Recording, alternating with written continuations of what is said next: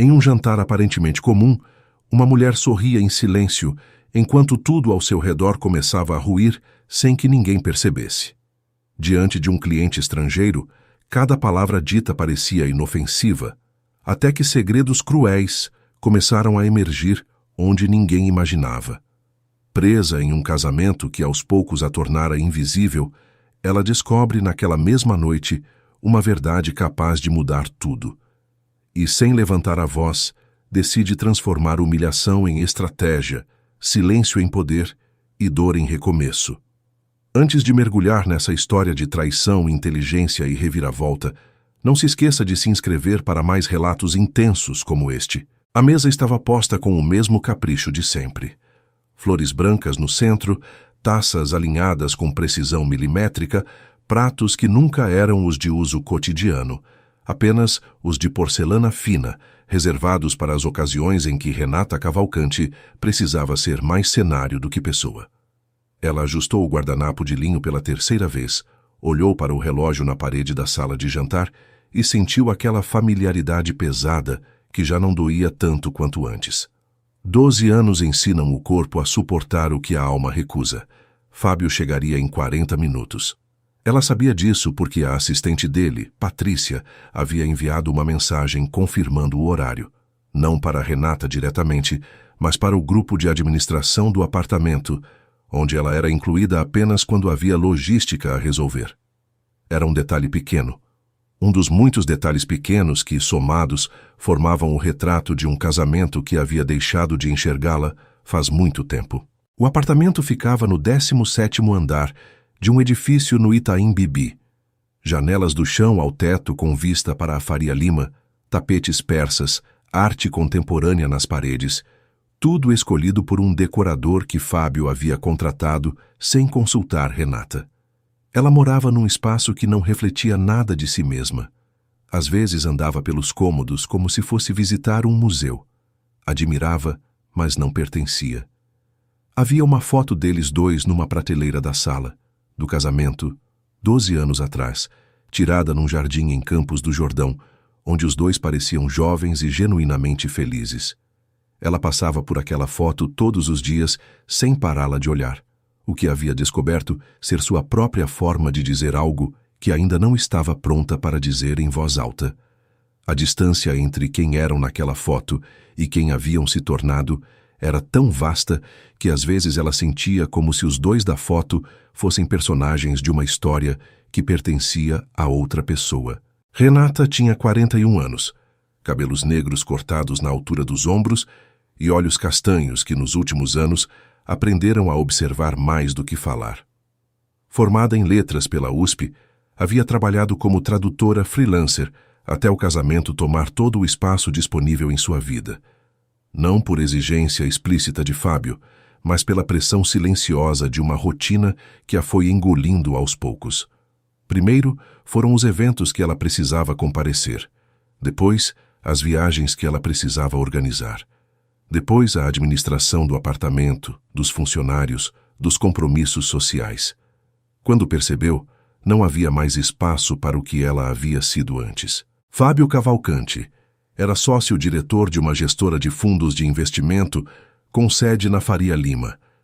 Tinha 45 anos, ombros largos, o tipo de presença física que preenchia uma sala sem precisar falar. Era inteligente, articulado, e sabia exatamente como ser encantador quando o ambiente exigia. Fora do trabalho, no entanto, havia se tornado uma versão enxuta de si mesmo, silencioso, distante, presente apenas no corpo. Renata não conseguia precisar quando essa mudança havia começado. Era como tentar identificar o momento exato em que o verão vira outono. Não há um instante definido, apenas a percepção tardia do frio. Ela foi até a cozinha verificar o jantar que a cozinheira havia deixado pronto. Nhoque ao molho de manteiga e sálvia, pão artesanal, sobremesa de chocolate belga. Fábio gostava de coisas refinadas. Renata havia aprendido, ao longo dos anos, a antecipar cada preferência dele com a precisão de quem estuda um texto antes de uma prova. Não por amor, mas por hábito.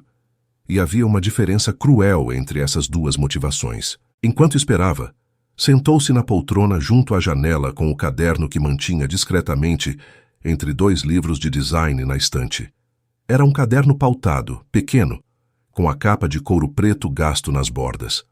Abriu numa página cheia de caracteres japoneses, escritos com a letra cuidadosa de quem pratica por prazer e não por obrigação. Hiragana, katakana e, nas últimas semanas, os primeiros kanjis. Havia começado quase por acidente 14 meses antes, quando encontrou num antiquário do Bom Retiro um livro antigo de introdução ao japonês que havia comprado ainda na faculdade e nunca terminado. Releu as primeiras páginas como quem reencontra um amigo que havia esquecido. O que começou como curiosidade virou ritual noturno. Enquanto Fábio dormia ou ficava no escritório até tarde, Renata estudava. Instalou aplicativos, assistiu vídeos, encontrou um grupo de conversação online com falantes nativos. Tinha facilidade para línguas, havia aprendido inglês e francês na adolescência. E o italiano havia vindo naturalmente durante uma temporada em Florença, que ela e Fábio fizeram nos primeiros anos de casamento, quando ainda havia coisas em comum entre eles. O japonês era diferente, exigia mais, pedia uma atenção que o resto da vida não estava recebendo. E isso, paradoxalmente, era o que aprendia. Não havia contado a ninguém. Nem a sua amiga Cláudia, nem a irmã que ligava toda domingo, nem a Fábio, que dificilmente perguntava o que ela fazia quando ele não estava. O japonês era seu, inteiramente seu. Num apartamento decorado por outra pessoa, numa vida organizada em torno de uma agenda que não era a sua, aquele caderno representava o único território que ela havia conquistado sozinha. O elevador bipou no corredor. Renata fechou o caderno, levantou-se com calma e foi até a entrada. Havia aprendido a fazer isso, a compor a expressão com rapidez, a transformar o que sentia em algo neutro antes que a porta se abrisse. Era um mecanismo de defesa que ela mal percebia mais. Era só o que o tempo havia feito com ela. Fábio entrou com a gravata afrouxada e o celular na mão respondendo uma mensagem. Não levantou os olhos imediatamente. Largou a pasta no aparador, passou pelo corredor e só então olhou para ela com aquele aceno de cabeça que havia substituído o beijo havia talvez 2 anos. O jantar está pronto, ela disse. 5 minutos, ele respondeu, já entrando para o escritório. Renata foi até a janela de novo. Lá embaixo, a Faria Lima brilhava com os faróis dos carros e as luzes dos escritórios que ainda funcionavam àquela hora. São Paulo nunca parava. Havia algo reconfortante nisso. A cidade não precisava de ninguém para continuar girando. Ela pensou, não pela primeira vez, que gostaria de ser assim também. De girar por conta própria, sem depender de ninguém para ter sentido. Aquela noite era como todas as outras. Jantar em silêncio, comentários curtos sobre o mercado, sobre o trânsito, sobre algum compromisso da semana seguinte. Fábio comeu rápido, agradeceu de forma mecânica e foi para o escritório. Renata observou a forma como ele dobrava o guardanapo antes de sair, um gesto tão automático, tão desprovido de presença, que ela sentiu por um instante a vertigem de estar olhando para um estranho. Não era a primeira vez que aquela sensação aparecia. Era talvez a mais intensa até ali. Ela ficou na mesa por alguns minutos depois que ele saiu. O vinho que havia sobrado na taça dele projetava um reflexo avermelhado na toalha branca. Renata pensou em coisas que não tinha permissão de pensar em voz alta, sobre o que havia restado do que eles foram, sobre o que ela havia cedido sem perceber, sobre quanto tempo uma pessoa conseguia viver como sombra de si mesma antes de esquecer como era ter volume. Recolheu os pratos, lavou as mãos e foi até o quarto com o caderno debaixo do braço. Abriu numa página em branco e escreveu em japonês uma frase que havia aprendido naquela semana. Nani mo wakaranai hito ni wa. Nani mo oshirarenai. Não se pode ensinar nada a quem acredita que já sabe tudo. Fechou o caderno, apagou a luz, dormiu. 3 semanas depois, a vida dela mudaria para sempre, mas ela ainda não sabia disso. A ligação chegou numa quinta-feira de manhã, enquanto Renata tomava café sozinha na varanda. Fábio já havia saído antes das 7, como era costume nos dias de reunião com investidores estrangeiros. Ela havia acordado com o barulho da porta se fechando e ficado deitada por alguns minutos olhando para o teto, contando mentalmente as horas até que o apartamento voltasse a ser dela. Aquela versão estranha e contraditória de liberdade que havia aprendido a valorizar dentro de um casamento que continuava de pé mais por inércia do que por escolha. O nome na tela era de Patrícia, a assistente de Fábio. Renata atendeu com a neutralidade treinada de quem já havia recebido centenas de ligações assim ao longo dos anos. Dona Renata, bom dia. O Dr. Fábio pediu para eu confirmar sua presença no jantar de amanhã à noite. Será no Kinoshita, no Itaim.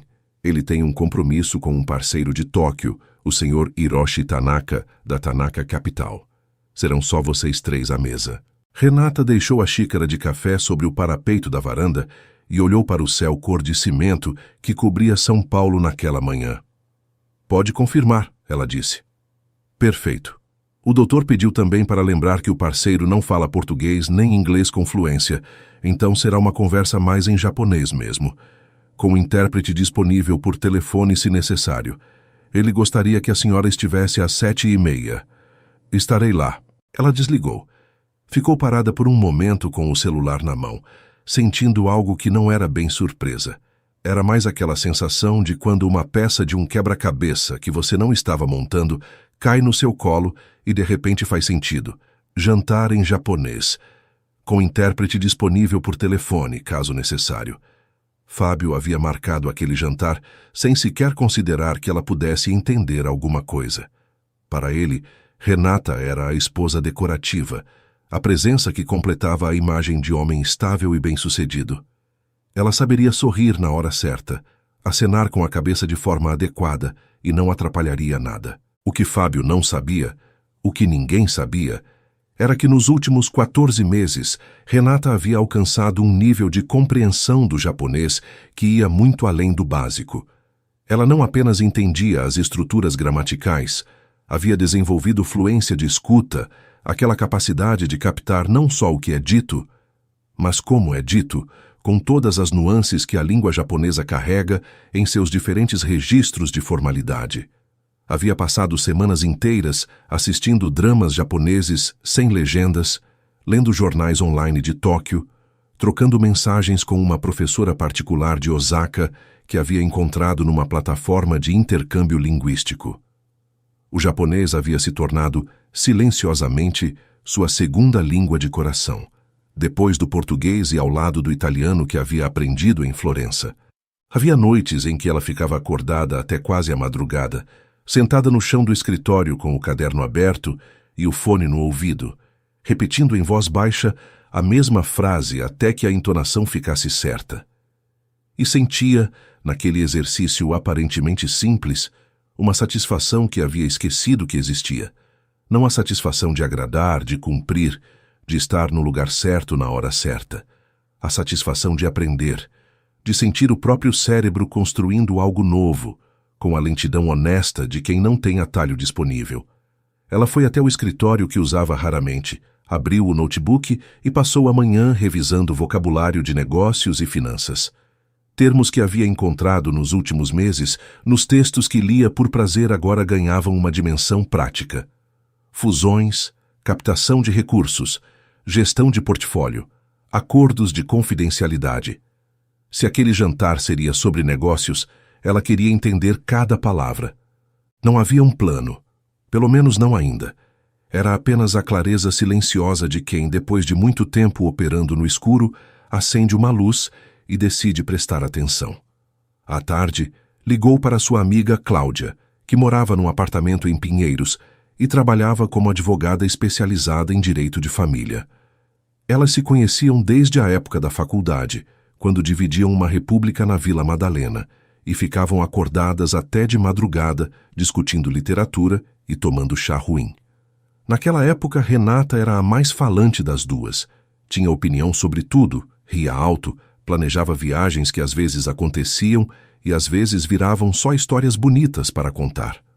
Cláudia costumava dizer que Renata era a pessoa mais viva que ela conhecia. Havia parado de dizer isso faz alguns anos, e nenhuma das duas havia tocado no assunto. Cláudia era a única pessoa no mundo que conhecia Renata com profundidade suficiente para perceber o que estava por baixo da superfície calma. Tem um jantar amanhã, Renata disse sem entrar em detalhes. Quero conversar depois. Conversar como? Conversar tomar vinho ou conversar, você está pensando em fazer alguma coisa? Ainda não sei, mas quero que você esteja disponível no sábado. Houve uma pausa do outro lado da linha.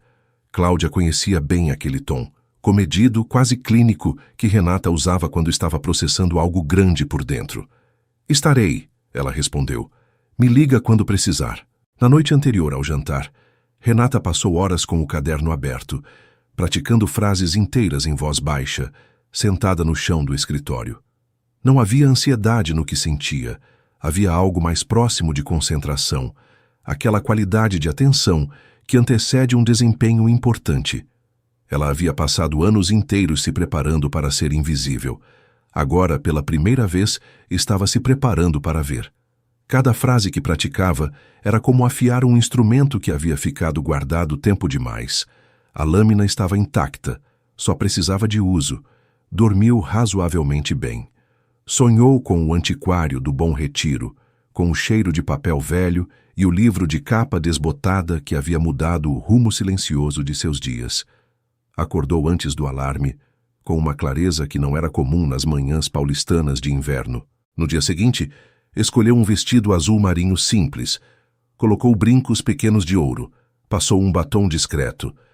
O espelho do banheiro devolveu a imagem de uma mulher elegante e contida, exatamente o que Fábio esperava que ela fosse.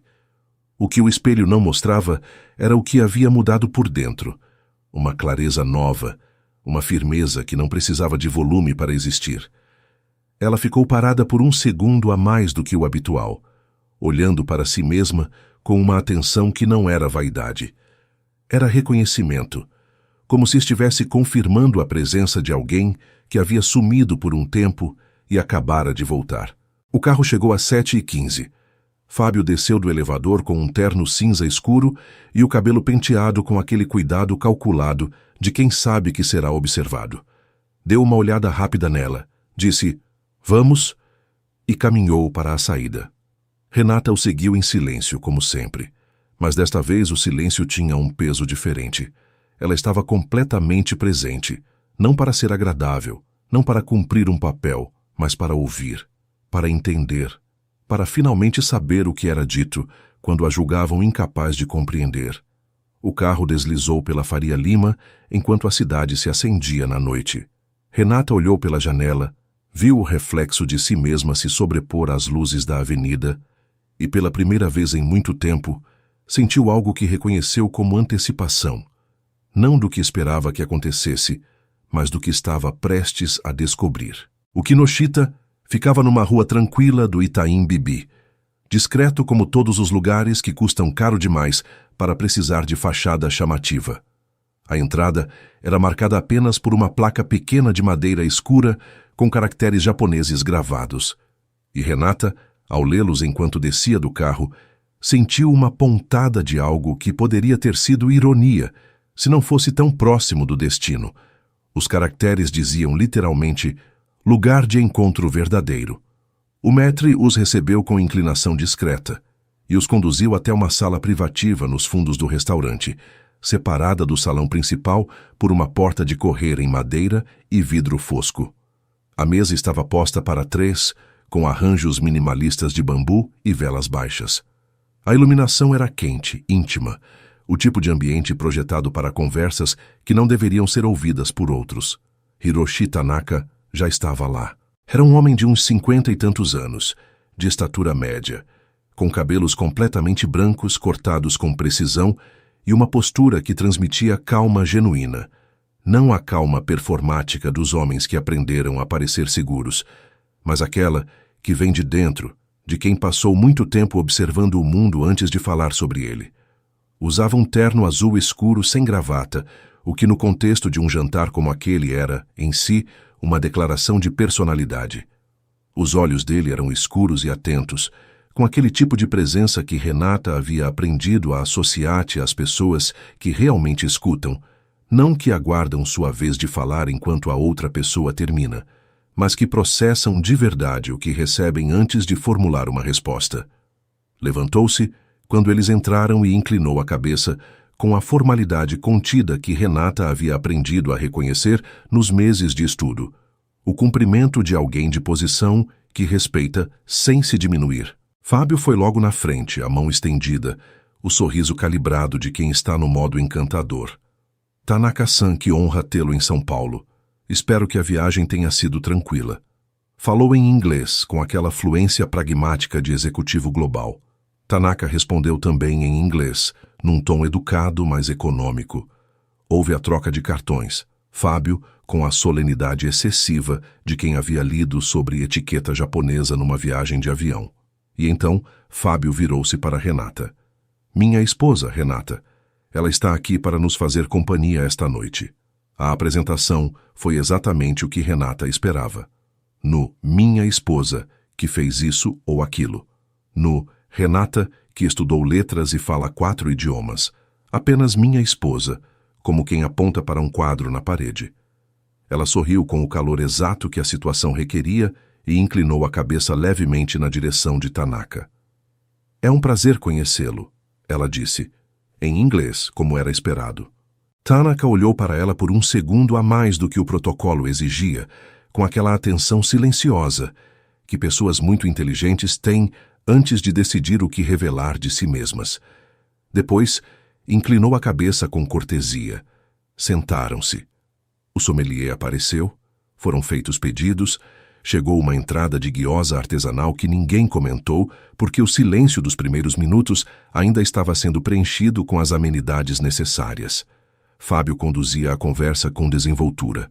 Falou sobre o mercado brasileiro, sobre os desafios macroeconômicos, sobre as oportunidades que enxergava para a captação estrangeira. Tanaka ouvia com atenção, respondia com precisão, fazia perguntas que revelavam uma compreensão sofisticada do contexto local.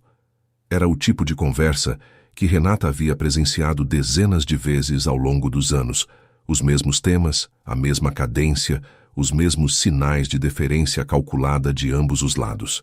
Ela sabia como aquelas conversas funcionavam. Primeiro a cortesia, depois a sondagem, e por fim, quando a confiança havia sido suficientemente construída, o que realmente se queria dizer. Renata observava. Comia devagar. Tomava o vinho em pequenos goles. Mantinha a expressão aberta e serena de quem está presente sem interferir, a expressão que havia praticado ao longo de anos de jantares exatamente como aquele. Foi quando o sommelier saiu e a porta se fechou que Tanaka mudou o idioma. Falou em japonês, de forma natural, como quem solta um peso que havia carregado por cortesia durante o tempo necessário e que agora, numa sala fechada com pessoas de confiança presumida, podia finalmente pousar. A mudança foi sutil, mas imediata. O ritmo da conversa se alterou, a escolha das palavras ficou mais direta, a formalidade ganhou uma textura diferente, não menos educada, mas mais real. Era como se o inglês tivesse sido uma roupa social, e o japonês fosse o que havia por baixo. Perdoe-me, Cavalcante-san. Meu inglês tem servido bem para reuniões formais, mas prefiro ser mais direto em japonês quando o assunto é sério. Espero que não seja um inconveniente. Fábio assentiu com aquele sorriso que Renata conhecia de cor. O sorriso de quem não entendeu completamente, mas não vai admitir. Claro, claro. Pode ficar à vontade. Minha esposa não vai entender nada mesmo, e podemos chamar o intérprete se necessário. Disse isso em inglês. Depois repetiu em japonês rudimentar, com erros de entonação que fariam qualquer falante nativo franzir o senho. Tanaka não franzeu. Apenas assentiu. Renata não moveu um músculo do rosto. Por dentro, sentiu algo se acomodar, como uma gaveta que fecha no encaixe certo depois de anos emperrada. Fábio havia acabado de abrir, sem perceber, uma janela que ela nunca havia pedido, mas que de alguma forma havia esperado. Ela não estava ali para armadilha nenhuma. Não havia chegado ao restaurante com intenção de descobrir coisa alguma. Mas agora que a janela estava aberta, ela simplesmente prestaria atenção. Tanaka começou a falar Sua voz era baixa, controlada, e seu japonês era o de Tóquio, formal, limpo, com aquela cadência que Renata havia aprendido a seguir com facilidade. Ele queria discutir os termos de uma parceria de investimento. Havia números, percentuais, prazos. Renata processava cada frase enquanto continuava com a expressão de quem está admirando o arranjo de bambu no centro da mesa. E então Fábio começou a falar também, num japonês visivelmente trabalhado, menos fluente que o de Tanaka, mas funcional o suficiente para o que pretendia. E o que ele pretendia, Renata percebeu nos primeiros minutos, ia muito além de um acordo de negócios. Havia uma tensão na fala de Fábio, não de nervosismo, mas de alguém que escolheu aquele idioma estrangeiro exatamente pela sensação de proteção que ele oferecia, como quem fala em código dentro de um cômodo cheio de pessoas que julga incapazes de decifrá-lo. Renata pousou o garfo sobre o prato, com a delicadeza de quem tem todo o tempo do mundo. Ergueu levemente o cálice de vinho branco, deixou os olhos vagarem pela sala, com aquela expressão vaga e polida que anos de jantares sociais haviam lapidado até a perfeição. Por fora, era a imagem da esposa bem comportada que não tem nada a ver com o que os homens discutem. Por dentro, era uma atenção absoluta, cada sílaba sendo registrada, cada pausa sendo pesada, cada escolha de palavra sendo decodificada, com a precisão de quem havia dedicado mais de um ano inteiro a exatamente isso. O jantar continuou. Os pratos foram trocados. A conversa foi fundo. E Renata ouviu tudo. Cada palavra caía dentro dela, com o peso específico das coisas que, uma vez ouvidas, não podem ser desfeitas. Ela não sabia ainda o que faria com o que estava escutando. Não sabia se havia plano, se havia saída, se havia algo que ainda pudesse ser salvo ou se estava apenas confirmando o que alguma parte dela já suspeitava há tempos. O que sabia, com uma certeza tranquila e assustadora ao mesmo tempo, era que nunca mais poderia fingir que não sabia. Aquele jantar havia tirado dela o único recurso que restava, a ignorância voluntária, a dúvida. O carro voltou pelo mesmo caminho, mas tudo havia mudado de lugar. Renata sentou ao lado de Fábio no banco traseiro, com o cuidado preciso de quem carrega algo frágil por dentro. Não frágil de fragilidade, mas frágil de peso, daquele tipo de coisa que, se você movimentar de forma brusca, pode se partir no lugar errado. Ele estava satisfeito. Ela percebia isso na forma como ele ficou no celular durante o trajeto, respondendo mensagens com aquela leveza de quem acredita que o dia terminou bem. Para ele, havia terminado. O parceiro japonês estava engajado. Os números faziam sentido. O jantar havia cumprido sua função. Ele havia falado com liberdade, aquela liberdade específica de quem crê que o idioma escolhido funciona como paredes, e havia dito o que havia para dizer sem o menor cuidado, sem suspeitar por um segundo que havia uma segunda audiência naquela sala. Essa confiança, Renata pensou enquanto olhava pelas janelas do carro para o fluxo noturno da cidade, era a coisa mais reveladora de todas. Não o que ele havia dito, mas o quanto havia dito, o quanto havia se sentido seguro para dizer. Isso dizia algo sobre como ele havia, que nenhuma das palavras, por si só, conseguia dizer de forma tão completa. O que Fábio havia dito naquele jantar em japonês, enquanto julgava ter uma plateia incapaz de compreendê-lo, não saía da cabeça de Renata. As palavras continuavam se arranjando e se rearranjando dentro dela, com a insistência das coisas que não pedem licença para ocupar espaço. Ele havia descrito sua carreira de tradutora como uma atividade sem relevância prática. Havia dito que ela existia mais como elemento de composição do que como parceira ativa. Havia, com uma desenvoltura que ainda a gelava, mencionado que mantinha outro compromisso afetivo, uma expressão que em japonês soava quase burocrática, mas cujo significado era absolutamente claro. Que havia tocado de forma oblíqua, mas inconfundível, em estruturas financeiras, que não eram as que constavam nos documentos da sociedade. Uma camada de recursos que, na conversa com Tanaka, aparecia como margem de flexibilidade operacional. Ela não havia reagido, nem com o corpo nem com a expressão. Havia bebido mais um gole de vinho quando necessário. Havia sorrido nos momentos em que o contexto exigia uma mulher sorridente, havia dito, com licença, ao se levantar para ir ao banheiro com a mesma leveza de sempre. Por dentro, havia um silêncio novo. Não o silêncio de quem não tem o que dizer, mas o de quem está escolhendo com muito cuidado quando e como dizer. O apartamento estava escuro quando chegaram.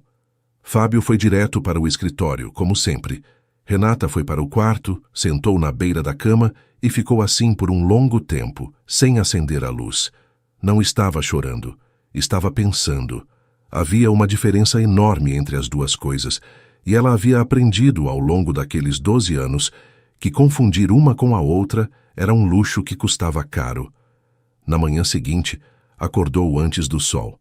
Preparou café, ficou na varanda, olhando para a cidade ainda cinzenta. E fez aquilo que havia decidido fazer na noite anterior, no escuro do quarto. Ligou para Cláudia. "Pode falar?" Renata perguntou quando a amiga atendeu com a voz sonolenta de quem ainda estava na cama. "Pode. O que foi?" "Eu preciso te contar uma coisa, e depois preciso que você me ajude a pensar." Houve uma pausa. Depois, o som de Cláudia se levantando, a cadeira arrastando, a chaleira sendo colocada no fogo. "Conta", ela disse. Renata contou tudo. Levou 40 minutos. Falou sobre o japonês que havia aprendido em segredo, sobre o jantar, sobre cada frase que havia ouvido e registrado, sobre o outro compromisso afetivo e sobre as estruturas financeiras que não fechavam com o que ela conhecia dos documentos da sociedade. Falou com a precisão de quem havia passado a noite inteira organizando os fatos numa sequência lógica, porque sabia que, na hora de contar, seria a clareza que faria a diferença. Cláudia ouviu tudo sem interromper uma única vez. Quando Renata terminou, houve um silêncio breve e denso. "Você está bem?" Cláudia perguntou primeiro. "Estou inteira", Renata respondeu, que é diferente. "Sim, é diferente." Outra pausa. "Renata, o que você quer fazer?" "Quero entender o que tenho. E quero estar preparada antes de mover qualquer coisa." "Certo." A voz de Cláudia havia mudado de registro, saído do modo amiga, entrado no modo advogada, que era o que a situação pedia. "Você tem acesso aos documentos financeiros da gestora? Extratos, contratos de sociedade, qualquer coisa que mostre movimentações fora do padrão?" "Tenho acesso a algumas coisas, não a tudo." "Começa pelo que você tem. Não mexe em nada, não toca em nada que possa parecer que você andou atrás. Só observa e documenta, e não fala com ninguém além de mim." "Entendido. E o japonês?" Cláudia disse, com uma inflexão que Renata não conseguiu classificar imediatamente. "Quanto tempo você ficou guardando isso?" 14 meses. Meu Deus! Houve algo que poderia ter sido admiração ou espanto, ou as duas coisas ao mesmo tempo. "Você é a pessoa mais disciplinada que eu conheço, Renata." "Ou a mais solitária?" ela respondeu, com uma leveza que surpreendeu até a ela mesma. Cláudia ficou em silêncio por um segundo. Depois disse mais devagar: "Escuta, você vai precisar de mais do que palavras ouvidas num jantar. Isso é seu relato, e relato tem peso, mas não é suficiente. O que você precisa é de rastro, papel, número, registro. Entende o que estou dizendo?" "Entendo." "E mais uma coisa. Você não está fazendo nada errado ao olhar para o que está ao seu alcance dentro da sua própria casa. Mas se precisar de algo além disso, você me chama antes de mover qualquer coisa. Combinado?" "Combinado." O sol havia subido o suficiente para dourar o topo dos prédios da Faria Lima. Renata ficou olhando para isso por um momento, aquela luz específica de manhã cedo que São Paulo raramente oferece, cor de mel diluído sobre concreto, que parece menos uma promessa do que um lembrete de que o dia existe, independentemente do que se faz com ele. Depois foi até o escritório, abriu a gaveta onde Fábio guardava os documentos que ele considerava irrelevantes demais para trancar. Extratos antigos, relatórios de períodos anteriores, correspondências formais impressas que ninguém mais imprimia, mas que ele guardava por um hábito que nunca havia explicado. E começou, com calma e método, a ler. Não sabia exatamente o que procurava, mas havia aprendido naqueles 12 anos ao lado de um homem que vivia de números que os documentos financeiros falam para quem tem paciência de ouvi-los. E ela tinha paciência. Tinha, talvez, mais paciência do que qualquer outra coisa naquele momento. Passou 2 horas na gaveta. Encontrou extratos de uma conta que não reconhecia. Não estava no nome da gestora, nem no nome de Fábio. Mas os valores e as datas criavam um padrão que alguém com menos atenção poderia ter ignorado. Havia também uma série de e-mails impressos, de uma conta de endereço genérico, que continham referências a ajustes de alocação em projetos que ela nunca havia ouvido Fábio mencionar. Nada era conclusivo sozinho, mas junto, como peças espalhadas sobre uma mesa que começam a sugerir a imagem antes de estar completo, havia ali algo que não fechava. Fotografou tudo com o celular, devagar, sem apressar. Depois recolocou cada folha exatamente onde havia encontrado, na mesma ordem, com o mesmo grau de desordem que Fábio considerava arrumado. Fechou a gaveta, lavou as mãos como se tivesse tocado em algo que precisasse de cuidado. E foi fazer mais café, porque o dia ainda era longo e ela havia aprendido, faz muito tempo, que as decisões importantes pedem lucidez, não urgência. Os dias seguintes foram de uma aparente normalidade, que Renata sustentou com o mesmo rigor com que havia sustentado tudo o mais nos últimos anos. Acordava, preparava o café, despedia Fábio quando ele saía, administrava o apartamento, confirmava compromissos, respondia mensagens.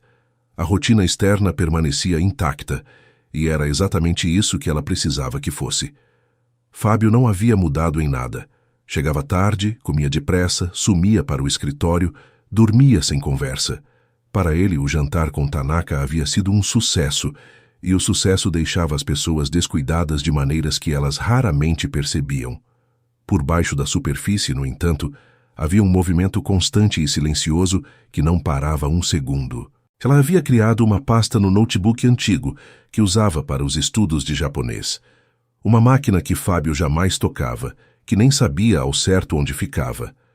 Nessa pasta, organizou as fotografias dos documentos, adicionou anotações próprias com datas, valores e conexões que havia identificado, e foi acrescentando outras descobertas à medida que os dias passavam e ela encontrava mais material. Não era uma investigação no sentido dramático da palavra, era mais uma escuta atenta, o mesmo tipo de atenção que havia aplicado ao japonês, agora direcionada para os padrões que Fábio deixava para trás sem perceber. Havia algo curiosamente familiar naquilo. A mesma paciência que ela havia desenvolvido para distinguir os registros formais do japonês dos informais, a mesma capacidade de reconhecer quando uma construção gramatical carregava um peso diferente do que aparentava, estava sendo usada agora para ler documentos financeiros com uma camada de significado que não estava na superfície. As duas habilidades haviam sido construídas no mesmo silêncio, com o mesmo tempo invisível. A diferença era que uma havia ficado no caderno e a outra agora estava numa pasta protegida por senha que só ela conhecia. Encontrou mais coisas. Um contrato de locação de um apartamento num endereço que ela reconheceu como sendo no Jardins, não pelo nome da rua, mas pela referência que aparecia numa troca de e-mails que Fábio havia esquecido aberta numa tarde em que ela havia passado pelo escritório para buscar um carregador. Na época, havia fechado o notebook sem ler, com aquele reflexo de quem aprendeu que ver certas coisas tem um custo que nem sempre se está disposto a pagar. Agora, reconstruindo aquela memória com novos olhos, entendia o que havia visto com precisão. O apartamento não era dela. E o nome na linha de assinatura do contrato que havia encontrado entre os papéis da gaveta não era o de nenhum colaborador da gestora que ela conhecesse. Era um nome feminino, curto, que ela repetiu mentalmente uma vez, 2 vezes, e depois guardou. Cláudia veio ao apartamento numa tarde de quarta-feira, com a desculpa de um almoço que era perfeitamente crível para quem pudesse estar observando. Sentaram-se na cozinha com café e as fotografias abertas no notebook. Cláudia passou cada imagem com atenção de quem lê contratos por ofício.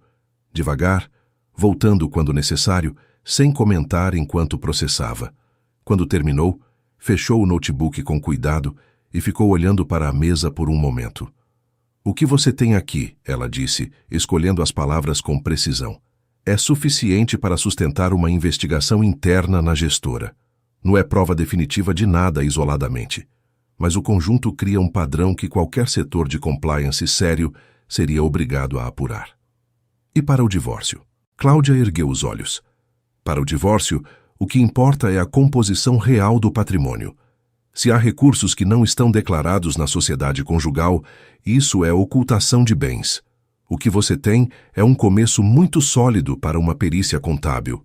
Mas precisamos de mais um elemento: confirmação de que o apartamento dos Jardins está vinculado a ele de alguma forma que possa ser comprovada." Renata foi até a gaveta da cozinha, abriu, tirou um envelope pequeno e colocou sobre a mesa. Cláudia o abriu. Dentro havia um extrato impresso de uma conta que Renata havia encontrado no dia anterior, num envelope que havia chegado pelo correio endereçado à gestora, mas que havia sido entregue no apartamento por engano. O valor do débito mensal correspondia exatamente ao valor de um aluguel de imóvel de alto padrão no bairro. Cláudia olhou para o extrato. Depois, olhou para Renata. "Onde você encontrou isso?" "Chegou pelo correio. O entregador errou o endereço. Eu assinei o recebimento sem saber o que era. Abri como abriria qualquer correspondência endereçada ao apartamento e vi." "E é verdade?" "É verdade." Cláudia dobrou o extrato com cuidado e colocou de volta no envelope. "Isso aqui, somado ao que você já tem, muda o peso da conversa, significativamente." Renata serviu mais café para as duas sem dizer nada. Havia uma quietude entre elas que não era desconforto. Era o tipo de silêncio que acontece quando duas pessoas estão diante de algo que tem gravidade real e escolhem respeitá-lo antes de continuar. "Quando você quer mover?" Cláudia perguntou. "Quando estiver completo, não antes." "O que falta?" Renata pensou por um momento. "Quero ter certeza sobre uma coisa que ouvi no jantar. Ele mencionou uma negociação paralela com um grupo de Singapura. Usou uma expressão que em japonês pode significar tanto acordo informal quanto estrutura não registrada. Quero saber qual dos dois era antes de entregar qualquer coisa para o compliance da gestora." Cláudia assentiu devagar. "Você ainda tem contato com alguém de dentro da empresa?" "Tenho Patrícia, que me liga toda semana sem imaginar que eu presto atenção em qualquer coisa além do horário do jantar." Renata fez uma pausa breve. Na última ligação, ela mencionou que Fábio vai viajar para Singapura em 3 semanas, uma reunião que não está na agenda compartilhada. Quando perguntei sobre ela, casualmente, como sempre, Patrícia ficou um segundo em silêncio antes de responder que era um compromisso de última hora. Esse silêncio de um segundo me disse mais do que qualquer resposta que ela pudesse ter dado. Cláudia a olhou com uma expressão que era simultaneamente de admiração profissional e de algo mais pessoal, mais fundo. "Você sempre foi assim? Desse jeito de ouvir as coisas nas entrelinhas?" Renata pensou na resposta com honestidade. "Fui ensinada a ser invisível, e quem é invisível aprende a observar, porque é a única coisa que sobra." As duas ficaram em silêncio novamente. Lá fora, São Paulo fazia seu barulho constante e indiferente. Renata olhou pela janela para a linha irregular dos telhados e edifícios que ela havia observado tantas vezes sem realmente ver. Havia algo diferente em olhar para a cidade agora, como se ela própria tivesse mudado de posição e a paisagem, sendo a mesma, parecesse outra. "Cláudia", ela disse sem tirar os olhos da janela, "você acha que eu devia ter saído antes?" A amiga demorou para responder. Quando falou, foi com a honestidade de quem respeita a pessoa o suficiente para não suavizar. "Acho que você saiu quando estava pronta, e que estar pronta faz toda a diferença entre sair com as mãos vazias e sair de cabeça erguida." Renata assentiu uma vez devagar. Havia algo libertador nessa frase que ela não conseguia explicar completamente. Não porque desfizesse o peso do que havia descoberto, mas porque nomeava com precisão o que havia mudado. Não era o que ela sabia agora. Era o que ela era capaz de fazer com o que sabia. Esses eram dois lugares completamente diferentes, e ela havia chegado ao segundo, de forma que não poderia ter acontecido de outra maneira. Depois voltou para o notebook e abriu a pasta de notas. Ainda havia trabalho a fazer, mas pela primeira vez em muito tempo, trabalhar não parecia um fardo, parecia uma escolha. A viagem de Fábio para Singapura foi confirmada por Patrícia numa terça-feira de manhã, com a naturalidade de quem cumpre uma tarefa administrativa. Partiria numa quinta, voltaria na segunda. 4 dias. Renata anotou mentalmente cada detalhe da ligação. Não só o que foi dito, mas o que não foi. Nenhuma menção à razão específica da viagem, nenhum nome de cliente ou empresa, nenhum hotel que Patrícia normalmente mencionava, para que Renata soubesse onde contatar Fábio em emergências.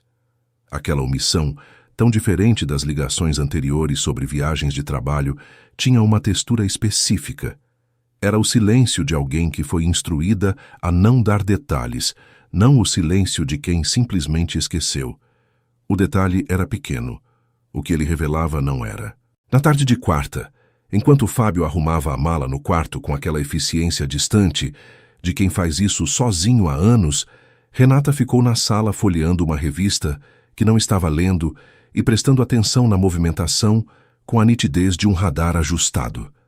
Ele fez 2 ligações rápidas em inglês, curtas, funcionais, sem nada que revelasse mais do que o tom controlado de quem está gerenciando múltiplos planos ao mesmo tempo. Em certo momento, riu baixinho de algo que a outra pessoa havia dito, um riso que Renata reconheceu como diferente do riso de negócios, mais relaxado, mais pessoal, o tipo de riso que alguém reserva para quem conhece de verdade. Ela continuou folheando a revista sem virar a página. Quando saiu, disse: "Te ligo de lá", com a automaticidade de uma frase que havia perdido o significado muito tempo antes de parar de ser dita. Renata ficou parada na sala por um momento, depois que a porta se fechou. Depois foi até o quarto, abriu o armário dele e verificou com atenção cuidadosa o que ele havia levado. Roupas de negócio, sim, mas também algo que ela nunca havia visto na mala para viagens de trabalho. Um frasco do perfume que ele usava apenas nos finais de semana, quando estavam em situações sociais informais. Um detalhe tão pequeno, tão revelador. Fechou o armário. Foi até o notebook. Nas próximas 48 horas, Renata trabalhou com uma concentração que não sentia desde os tempos de faculdade, quando ficava acordada até tarde para terminar traduções de poesia que ninguém pagava bem, mas que ela fazia com o cuidado de quem acredita que o que se faz com as palavras tem consequências reais no mundo. Organizou toda a documentação que havia reunido em ordem cronológica, criou um índice claro, acrescentou notas explicativas que qualquer pessoa de fora conseguiria acompanhar sem precisar de contexto prévio. Havia algo quase terapêutico naquilo, não no sentido suave da palavra, mas no sentido preciso. Estava reorganizando, com método, uma realidade que havia vivido de forma fragmentada por anos. Cada documento que entrava na pasta era um fragmento que encontrava seu lugar. Enviou tudo para Cláudia em partes criptografadas, conforme o protocolo que a amiga havia estabelecido. Na sexta à tarde, Cláudia veio ao apartamento novamente. Desta vez trouxe também um colega seu, Marcelo, especialista em perícia contábil com quem havia trabalhado em outros casos. Era um homem de meia idade, calmo, com os óculos escorregados na ponta do nariz e o tipo de atenção nos olhos de quem passou décadas aprendendo que os números sempre contam uma história se você souber onde olhar. Chegou com uma pasta fina e uma garrafinha de água. Sentou-se com a naturalidade de alguém que já esteve em dezenas de mesas como aquela e que há muito aprendera a não deixar o ambiente afetar a qualidade da análise. Renata gostou imediatamente dele. Havia algo tranquilizador na seriedade prática de alguém que trata os fatos como fatos, sem drama e sem suavização. Sentaram-se na mesa da sala de jantar, a mesma mesa das flores brancas e das taças alinhadas, e Renata apresentou o que havia reunido com a clareza de quem ensaiou. mas não com a rigidez de quem decorou. Marcelo analisou em silêncio. Fez algumas anotações. Pediu para ver 2 fotos específicas novamente. Depois tirou os óculos, esfregou os olhos e disse, com a economia verbal de alguém que aprendeu a não usar palavras desnecessárias: há uma estrutura aqui que não é compatível com os registros públicos da gestora. Se o que está nessas imagens corresponde ao que está nos sistemas internos, existe uma discrepância relevante que qualquer auditoria identificaria. Ele bateu levemente o dedo sobre a mesa, indicando uma das fotos. Esse valor aqui, combinado com esse prazo aqui, sugere uma alocação que não aparece em nenhum dos relatórios trimestrais que eu consegui acessar publicamente. Alguém foi cuidadoso, mas não cuidadoso o suficiente. É suficiente para acionar o compliance? Cláudia perguntou. Com essa base, sim. Eles seriam obrigados a investigar. Renata olhou para os dois. Quero entender algo antes de qualquer movimento. Se eu acionar o compliance da gestora, o que acontece com a parceria com Tanaka? Marcelo e Cláudia trocaram um olhar rápido. Foi Cláudia quem respondeu. Depende do que a investigação encontrar. Se a parceria for limpa, se Tanaka não tiver participação nas irregularidades, ela provavelmente sobrevive. A gestora vai querer manter o relacionamento com o parceiro estrangeiro, mesmo que precise lidar com a situação interna. Renata ficou em silêncio por um momento. Havia algo naquela resposta que ela precisava processar com cuidado, não por insegurança, mas porque entendia que estava diante de uma bifurcação e queria ter clareza sobre o que cada caminho implicava antes de dar qualquer passo. Havia aprendido no japonês e na vida que a pressa de agir antes de compreender completamente era o erro mais comum e mais caro que uma pessoa podia cometer. Entendia também que, uma vez acionado o processo, o controle sobre o ritmo das coisas se tornaria parcialmente de outros, da gestora, dos advogados, dos procedimentos.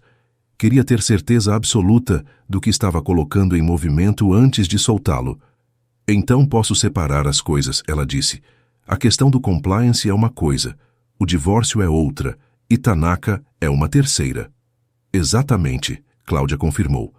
São processos distintos que podem correr em paralelo. O importante é a ordem e o timing. Naquela noite, depois que Cláudia e Marcelo foram embora, Renata ficou sozinha na sala com um chá que esfriou antes que ela terminasse. Olhou para a cidade lá fora, São Paulo em sua versão noturna de sexta-feira, barulhenta e indiferente como sempre, e teve aquela sensação estranha e limpa de quem está prestes a cruzar uma fronteira que não tem volta. Não era medo. Era a seriedade de quem entende o peso do que está fazendo e decide fazê-lo assim mesmo, não por coragem dramática, mas pela ausência simples e definitiva de qualquer outra opção que ela conseguisse respeitar. Pensou em como havia chegado àquele ponto, não por uma única traição revelada num instante, mas por uma acumulação lenta de apagamentos, cada um pequeno demais para justificar uma reação, grande o suficiente para deixar uma marca. Era a soma deles que havia chegado ao limite, e o jantar no Kinoshita havia sido apenas o momento em que a soma ficou visível. Pegou o celular, abriu o contato de Cláudia, digitou uma mensagem curta. Estou pronta. Vamos marcar para a segunda. Enviou. Colocou o celular sobre a mesa. Terminou o chá frio. Do outro lado da janela, São Paulo continuava girando. E Renata, pela primeira vez em 12 anos, girava junto. Não no ritmo de outra pessoa, mas no seu próprio. Fábio voltou de Singapura na segunda-feira ao meio-dia, bronzeado de forma que não combinava com 4 dias de reuniões em ambiente fechado e com aquela leveza específica de quem acabou de passar tempo com alguém de quem gosta. Deixou a mala no corredor, pediu água com gás, comentou brevemente que a viagem havia sido produtiva e foi para o escritório sem fazer nenhuma pergunta sobre como haviam sido os 4 dias dela. Não era maldade, era hábito, e talvez, Renata pensou, o hábito fosse pior do que a maldade, porque pelo menos a maldade exige atenção. Ela observou tudo com a atenção calma de quem já passou do ponto em que essas informações doem. Não havia raiva, havia apenas a confirmação quieta do que ela já sabia. chegando na forma física de um homem com o sorriso aliviado de quem acredita que voltou para casa sem deixar rastro. Naquele mesmo dia à tarde, Cláudia havia acionado, em nome de Renata, o setor de compliance da gestora, por meio de um canal formal e anônimo que Marcelo havia identificado como o caminho correto. O pacote de documentação foi entregue de forma completa, indexada, com notas explicativas. Não continha nada especulativo, apenas o que havia sido encontrado, organizado e que qualquer analista treinado seria capaz de interpretar. Era o tipo de denúncia que não pede investigação. Ela própria já é uma. Simultaneamente, Cláudia havia dado entrada nos papéis iniciais do processo de divórcio em cartório, numa versão preliminar que ainda não havia sido notificada a Fábio, apenas registrada com data e protocolo. O timing havia sido calculado com precisão. Os dois movimentos deveriam chegar a Fábio com menos de 24 horas de diferença, antes que ele tivesse tempo de reagir a um sem saber do outro. Renata passou a tarde de segunda em Pinheiros, no apartamento de Cláudia, tomando café e esperando. Não havia ansiedade no que sentia. Havia aquela qualidade densa e quieta da espera de quem já fez tudo o que era possível fazer e agora reconhece que o resto pertence ao tempo. A ligação de Fábio chegou às 19h42. Ela viu o nome na tela e deixou tocar 2 vezes antes de atender. Renata. A voz dele tinha uma textura que ela nunca havia ouvido antes. No raiva, no ainda, mas aquela tensão de quem acabou de receber uma informação que desorganizou tudo e ainda está tentando encontrar os pés. Preciso falar com você. Pode falar. Não pelo telefone. Você está em casa? Não. Uma pausa. Onde você está? Isso não é relevante agora, Fábio. Outra pausa. Mais longa. Ela imaginou ele no escritório do apartamento, de pé, tentando calcular o que ela sabia e o quanto. Era o tipo de cálculo que ele fazia bem em contexto profissional. Em contexto pessoal, estava despreparado, porque nunca havia considerado que ela fosse um elemento que precisasse ser calculado. O compliance me chamou hoje, ele disse. Alguém enviou documentação. Entendo. Você sabe quem foi? Renata ficou em silêncio por um segundo. Depois disse com uma calma que não era frieza, mas precisão. Fui eu. O silêncio do outro lado durou o tempo exato que leva para uma pessoa perceber que o chão que acreditava firme era, na verdade, algo completamente diferente. O que você está fazendo? Ele disse por fim. A voz havia mudado de novo, mais baixa, mais contida, o tom de quem está tentando controlar algo que já saiu do controle. Estou sendo honesta, ela respondeu, que é algo que não acontecia muito nessa casa. Renata, os papéis do divórcio também foram protocolados hoje. Você vai receber a notificação nos próximos dias. Mais silêncio. Ela ouviu o som de uma cadeira sendo puxada, de alguém sentando com o peso de uma situação que não havia previsto. Você não vai me dar a chance de explicar? Ela pensou nessa pergunta com honestidade antes de responder. Havia, em algum lugar muito fundo, uma parte dela que reconhecia que explicações existem, que as pessoas são complexas, que raramente qualquer história tem apenas um lado. Ela respeitava essa complexidade. Mas havia também uma clareza que não era raiva nem amargura. Era simplesmente o reconhecimento de que certas coisas, uma vez ditas em japonês num restaurante do Itaim, enquanto se acredita que a esposa não entende nada, não são o tipo de coisa que uma explicação desfaz. Ele havia descrito sua vida como irrelevante naquele jantar. Havia dito que ela existia como adorno. Havia mencionado, com a leveza burocrática de quem fala sobre uma linha no orçamento, que tinha outro compromisso afetivo. E havia feito tudo isso enquanto ela estava sentada à mesma mesa, a 3 metros de distância, com o sorriso correto no rosto. Você teve 12 anos para ser honesto comigo, ela disse, e escolheu não ser. Eu precisaria que a explicação desfizesse isso, e ela não vai. Desligou. Ficou com o celular na mão por um momento, depois o pousou sobre a mesa de Cláudia e olhou para a amiga que havia ficado do outro lado da sala, respeitando o espaço daquela conversa com a discrição de quem entende que certas travessias precisam ser feitas na solidão, mesmo quando alguém querido está por perto. Foi, Renata disse simplesmente. Cláudia assentiu. Como você está? Renata pensou na resposta de verdade, sem o filtro automático de quem está acostumada a dizer estou bem quando não está sendo perguntada com intenção real. Fez um levantamento honesto do que sentia, o trêmulo interno que não chegava à superfície, uma espécie de leveza acompanhada de tontura, como quem tira um casaco muito pesado depois de muito tempo e sente ao mesmo tempo o alívio e a estranheza do próprio corpo sem aquele peso. Estou inteira, ela disse. Trêmula por dentro, mas inteira. Isso é o suficiente, Cláudia disse. E era. Nos dias seguintes, Fábio tentou contato múltiplas vezes. Ligações que Renata não atendeu. Mensagens que ela leu sem responder, no por crueldade, mas porque havia nada a responder que não fosse repetir o que já havia sido dito. Ele foi ao apartamento numa tarde. Ela não estava. Havia saído de propósito para caminhar no Ibirapuera com o único pensamento de que os pulmões precisam de ar e os pés precisam de chão, às vezes mais do que a cabeça precisa de resposta. Deixou um bilhete que ela encontrou sobre o aparador.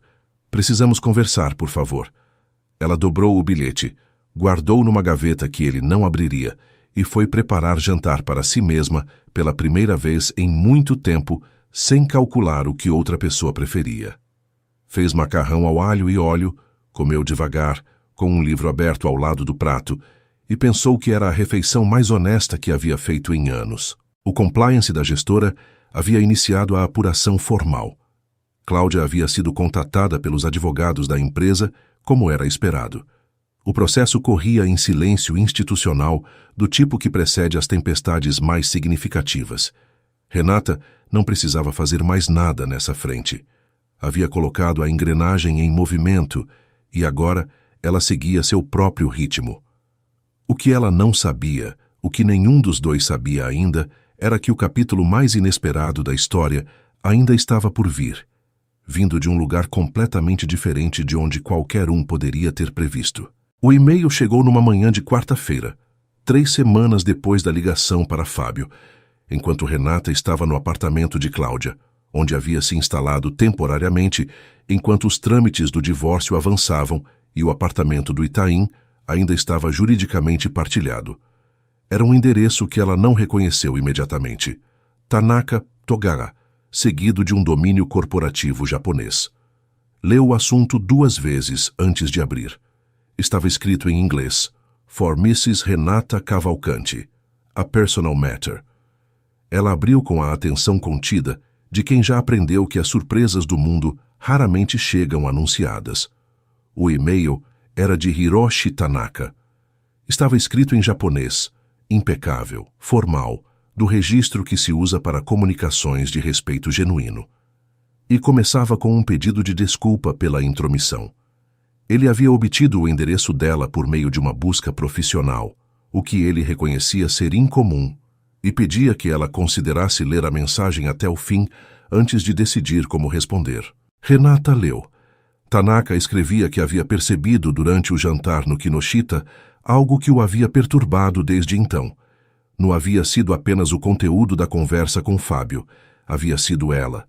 A forma como ela havia permanecido imóvel e serena enquanto ouvia coisas que ele estava certo, ela havia compreendido plenamente. Havia identificado o reconhecimento nos olhos dela quando certas palavras foram ditas, a qualidade específica de atenção de alguém que está processando uma língua, não apenas sentando na presença dela. Era algo que somente quem havia passado muitos anos ao lado de pessoas que fingiam não entender o japonês podia reconhecer, e ele havia passado. A filha de um diplomata aprende cedo a distinguir entre quem não entende e quem prefere não revelar que entende. E Tanaka havia passado a infância inteira observando essa distinção nas salas de recepção do serviço exterior japonês. Escrevia também que, nas semanas seguintes ao jantar, havia feito suas próprias investigações sobre a gestora e sobre Fábio, e que o que havia encontrado o havia levado a uma conclusão que tornava qualquer parceria comercial impossível. A Tanaka Capital havia retirado formalmente o interesse na negociação. Isso ele fazia questão de esclarecer. Não tinha relação com ela. Tinha relação com a integridade que ele exigia de qualquer relação de negócios, sem exceção.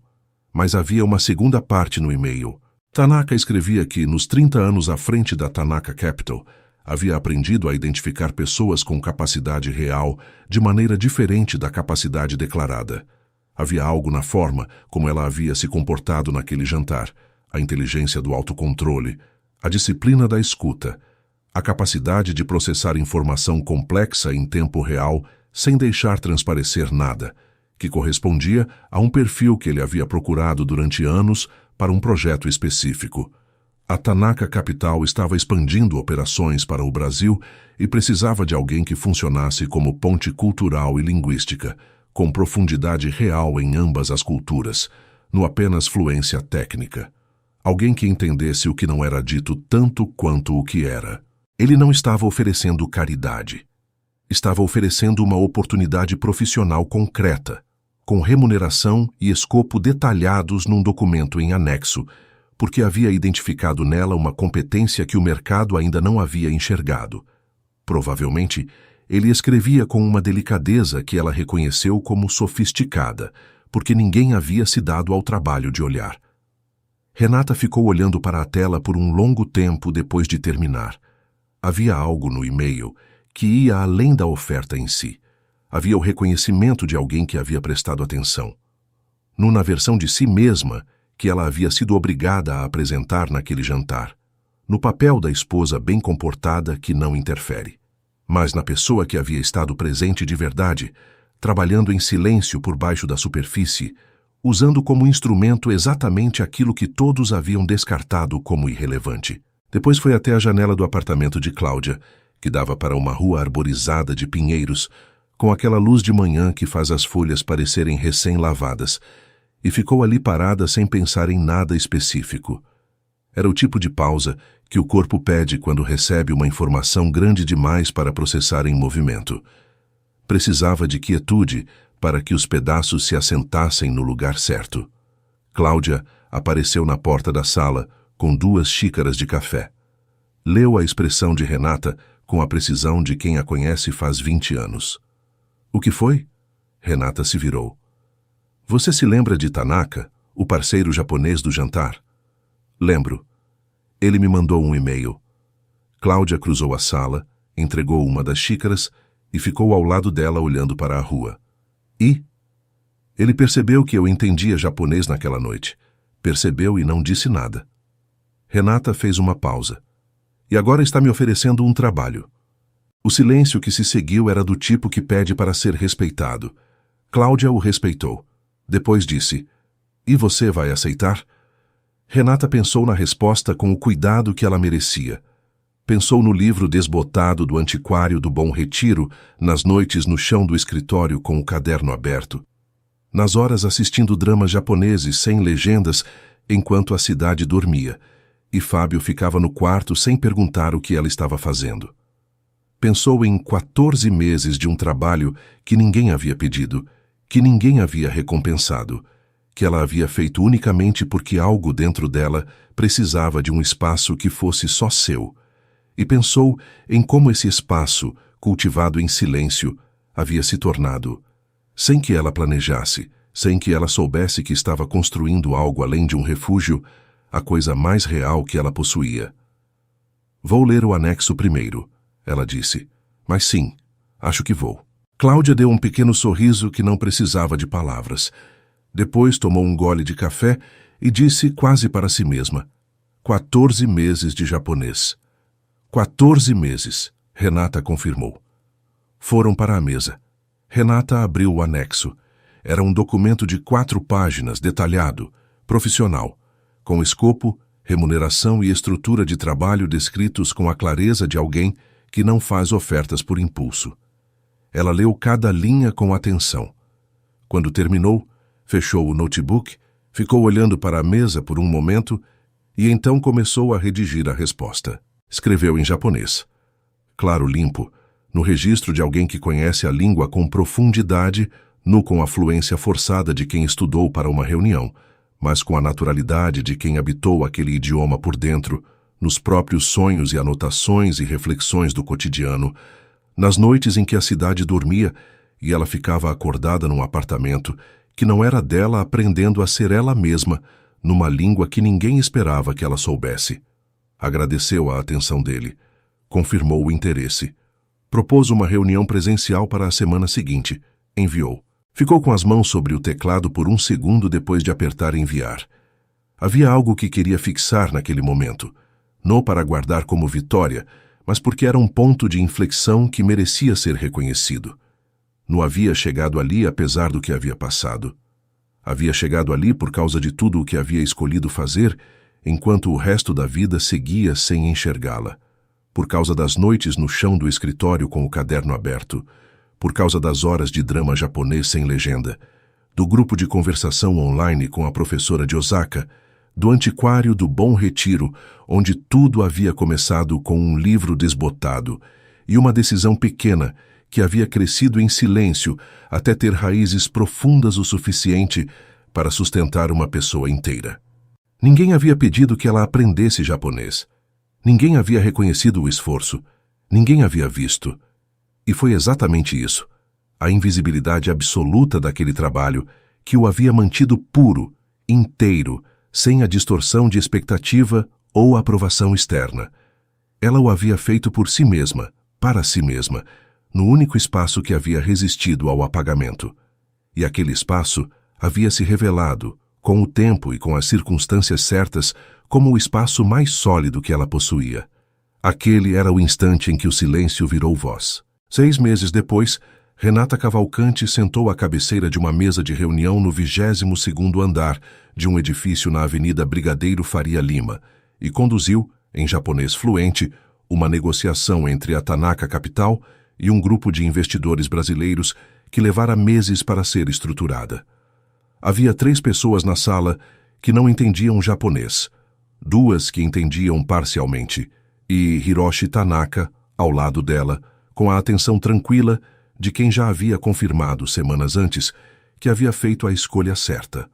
Renata falava com a segurança de quem não está traduzindo apenas palavras, estava traduzindo intenção, contexto, o espaço entre o que é dito e o que é querido dizer, que em qualquer negociação internacional é onde os acordos realmente acontecem ou deixam de acontecer. Havia passado os dias anteriores preparando glossários específicos, estudando os termos técnicos do setor com a mesma atenção que havia dado às primeiras páginas do Hiragana, e o trabalho havia valido cada hora. Quando a reunião terminou com um acordo assinado, Tanaka a olhou por um segundo e disse, em japonês apenas, "Yoku yarimashita", bem feito. Ela respondeu com um aceno que continha mais do que aceitação profissional, continha o reconhecimento de um percurso inteiro que havia chegado até aquele ponto por caminhos que ninguém havia mapeado com ela. O divórcio havia sido concluído 3 meses antes. A partilha de bens resultara em estabilidade financeira suficiente para que ela tivesse tempo e espaço para estabelecer a nova vida sem a pressão da urgência. Havia alugado um apartamento pequeno e luminoso em Pinheiros, a 15 minutos de Cláudia, com uma janela grande no quarto que ficava voltada para o leste, e que, nas manhãs claras, deixava entrar uma luz que a acordava antes do alarme com a sensação específica de que o dia era dela. Havia montado o espaço com as coisas que havia escolhido, livros, uma mesa boa para trabalhar, uma poltrona perto da janela, plantas que ela às vezes esquecia de regar, mas que resistiam assim mesmo, com a persistência silenciosa das coisas que não precisam de atenção constante para continuar crescendo. Não havia flores brancas na mesa da sala. Não havia taças alinhadas. Havia uma fruteira de barro que ela havia comprado numa feira do Bom Retiro, irregular e bonita, que não combinava com nada e que era por isso mesmo perfeita. Fábio havia sido desligado da gestora após a conclusão da apuração interna, que havia confirmado as irregularidades identificadas na documentação.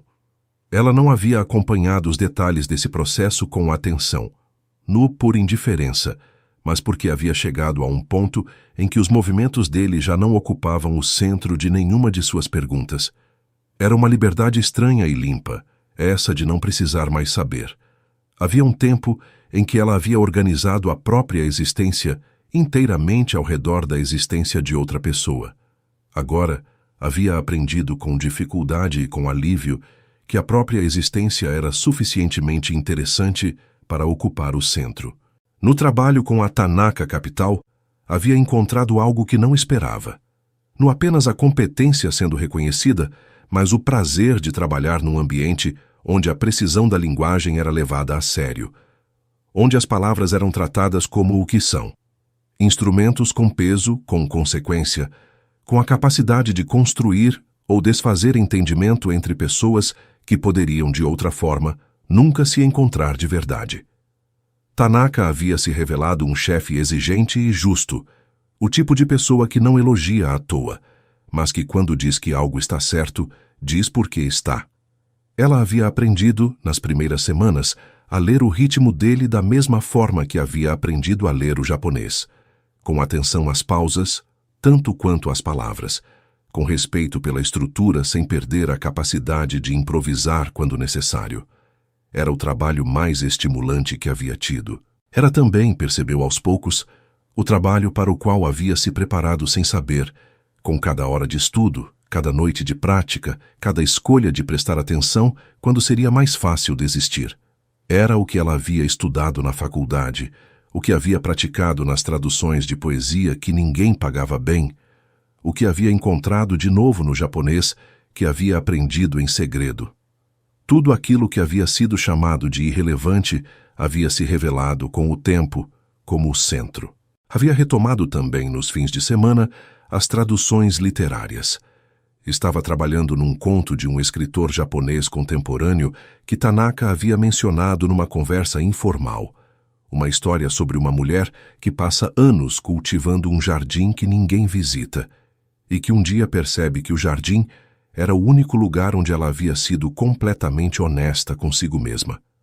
Ela havia lido o original 3 vezes antes de começar a traduzir, porque queria entender não apenas o que o texto dizia, mas o que ele sabia, aquela camada mais funda que não está nas palavras, mas entre elas, que uma boa tradução carrega e uma tradução apressada deixa para trás.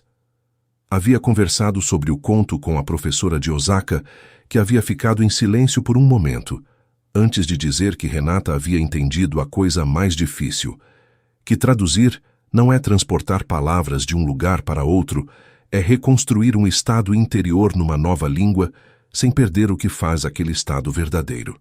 Num sábado de tarde, com a janela aberta e o barulho suave de pinheiros entrando pela tela, ela estava na poltrona com o caderno no colo. O caderno preto de couro gasto, que havia guardado numa prateleira, como se guarda algo que cumpriu seu propósito e merece descanso, com a dignidade de quem foi útil da forma certa na hora certa, mas um novo, de capa verde, com páginas em branco que ainda não haviam recebido nada além de uma data e de uma linha que ela havia escrito no primeiro dia. Tudo que foi feito em silêncio tem o mesmo peso do que foi feito em voz alta. Estava escrevendo em japonês a primeira frase da tradução. Escrevia devagar, com atenção, com o cuidado de quem sabe que as primeiras palavras de uma história definem o tom de tudo o que vem depois, e que esse tom, uma vez estabelecido, carrega o leitor até o final sem que ele perceba que está sendo carregado. A frase dizia: Nani mo miete nakata tuo moteta hitoga, jitsu wa ichiban yoku mite ita. A pessoa que todos achavam que não via nada era, na verdade, a que mais enxergava. Ela releu, ajustou uma partícula, releu de novo, ficou satisfeita. Do lado de fora, São Paulo fazia seu barulho eterno e indiferente. Dentro, havia silêncio. No silêncio vazio de antes, que era ausência e apagamento, mas o silêncio cheio de quem está presente, inteira, no lugar que escolheu.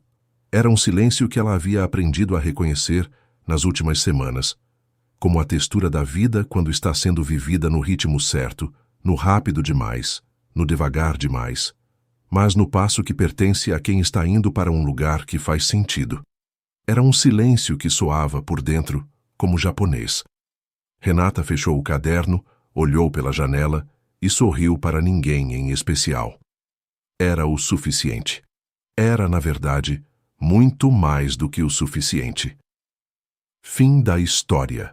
Se a história de Renata tocou algo em você, se você já se sentiu invisível num lugar onde deveria ser visto, ou se já carregou um segredo que era, no fundo, a coisa mais viva que você possuía, então você sabe que essas histórias não são só entretenimento, são espelhos, e é exatamente por isso que continuamos a contá-las. Se você ainda não se inscreveu no canal, este é o momento.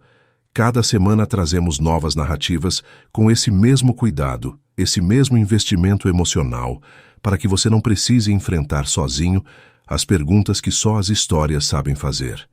Deixe seu like, porque ele diz para nós que vale a pena continuar. E nos comentários, conta. Qual parte da história de Renata ficou com você? A resposta pode surpreender até a você mesmo.